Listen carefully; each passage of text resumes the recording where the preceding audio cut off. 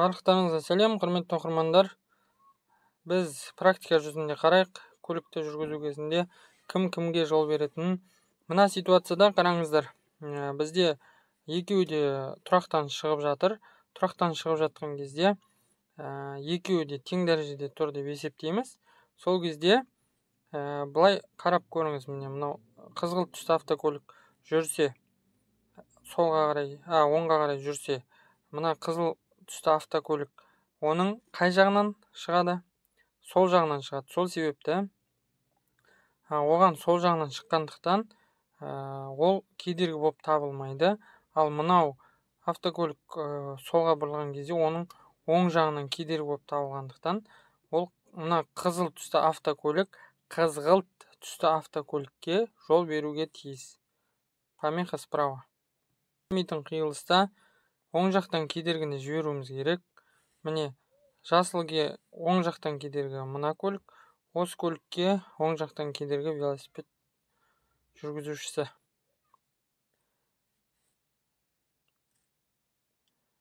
Құрметті оқырмандар, сіздер түсініп жатқан шығарсыздар деп ойлаймын. Мен осындай видео салған кезде мән беріп мұқият тыңдап түсініп алғандарыңыз дұрыс.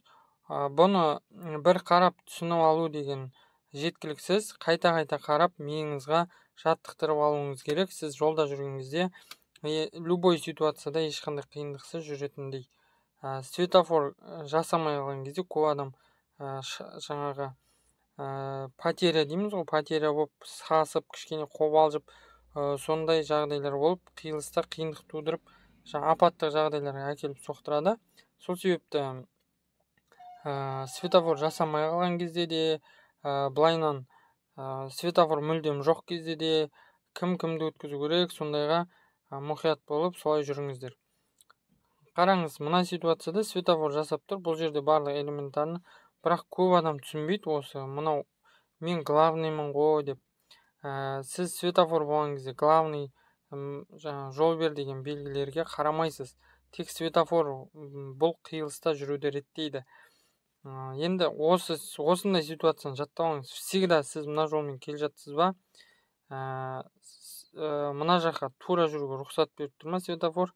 Всегда тура жүретін көлік бірінші жүреді. Сіз мына жерге бүйтіп келіп тұрасыз, бұрылайын деп.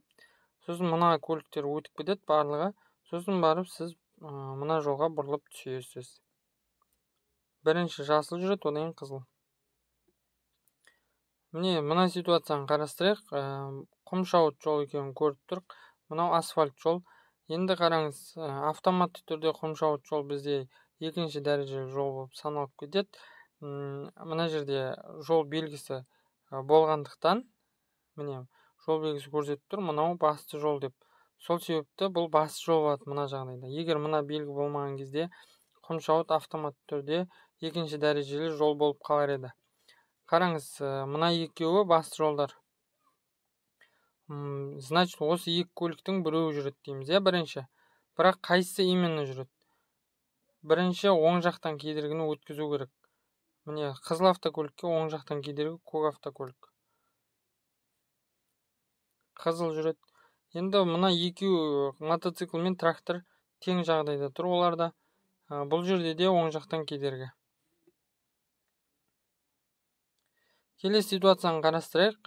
Осы ситуация көбі шатасады. Бұл тұрғын аймақ деген белгі, тұрғын аймақтың бітуі деген белгі. Мынау тұрғын аймаққа кіру деген белгі.